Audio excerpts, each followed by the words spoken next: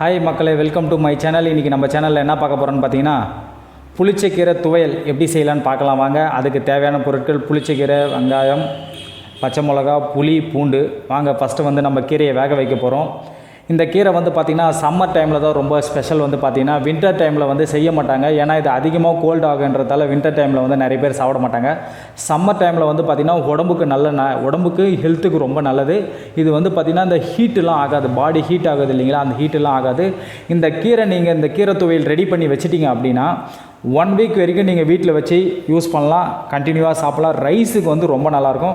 நீங்கள் ஒரு முறை செஞ்சு சாப்பிட்டீங்க அப்படின்னா நீங்கள் மறுபடியும் இதை சாப்பிட்டுட்டே இருப்பீங்க. அந்தளவு நல்லா டேஸ்ட்டாக இருக்கும். நீங்களும் வீட்டில் ட்ரை பண்ணி பாருங்கள். நம்ம வந்து பார்த்திங்கன்னா கீரை வேக வைக்கிறோம். கீரை கூட வந்து பார்த்திங்கன்னா பச்சை மிளகா, பூண்டு, புளி, பெரிய வெங்காயம் நீட்டமாக கட் பண்ணி வச்சுருக்கேன். எல்லாமே போட்டு வேக வைக்க போகிறோம். வாங்க, உப்புலாம் போட்டு நம்ம வந்து வேக வச்சிட்டோம். நெக்ஸ்ட்டு வந்து பார்த்திங்கன்னா இதை ஆற வச்சு அரைக்க போகிறோம். அதுக்கு கூட தாளிப்புக்காக பார்த்திங்கன்னா சின்ன வெங்காயம் நம்ம புதுசாக கட் பண்ணி வச்சுருக்கோம். அந்த சின்ன வெங்காயத்தை வந்து கண்ணாடி பதத்துக்கு வதக்கிறதுக்கு போகிறோம். அது வதக்கியாச்சுங்க. கீரை நல்லா ஆற வச்சு எடுத்துட்டோம். இப்போ நம்ம வந்து அதை மிக்ஸி ஜாரில் மாற்றிக்கிறோம்.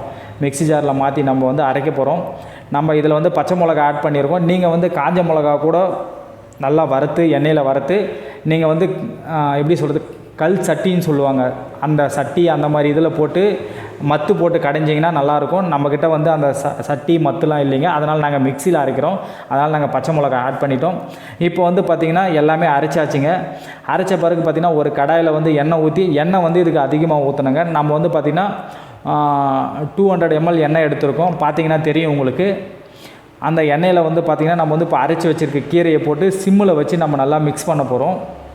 மிக்ஸ் பண்ணி எண்ணெய் நல்லா மிக்ஸ் ஆகி அந்த கீரை துவையல் வந்து வதங்கி வர வரைக்கும் நம்ம நல்லா மிக்ஸ் பண்ண போகிறோம். பார்த்திங்கன்னா பாருங்கள், நல்லா மிக்ஸ் பண்ணியாச்சுங்க. இங்கே பாருங்கள் எவ்வளோ எண்ணெய் போட்டிருந்தோம், நம்ம அவ்வளோ எண்ணெய் மிக்ஸ் ஆகிடுச்சிங்க. உப்பு கம்மியாக இருக்கிறதால நம்ம கடைசியாக வந்து சால்ட் ஆட் பண்ணியிருக்கோம்.